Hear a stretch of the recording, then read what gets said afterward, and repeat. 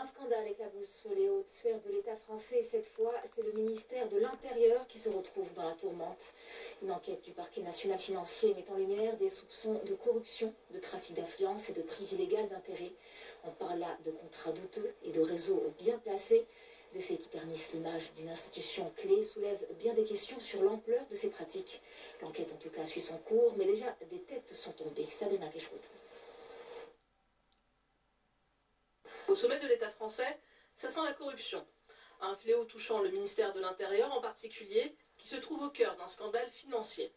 La presse française révèle qu'une enquête a été ouverte par le parquet national financier, institution judiciaire d'État en charge de traquer la grande délinquance économique et financière.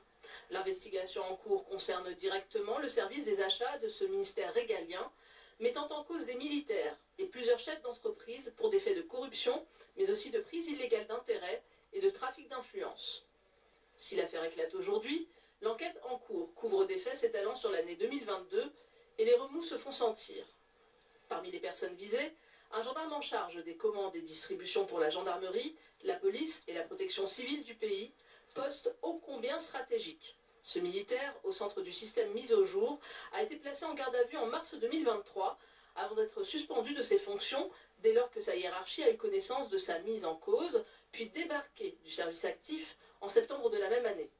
Au cœur de ce mélange des genres, cet homme, mais aussi un contrat de sous-traitance aux critères d'attribution douteux, ou encore un certain Gérard B., déjà condamné pour trafic d'influence, ayant apparemment joué de ses réseaux au plus haut des instances de la gendarmerie française pour s'enrichir, lui et son réseau personnel.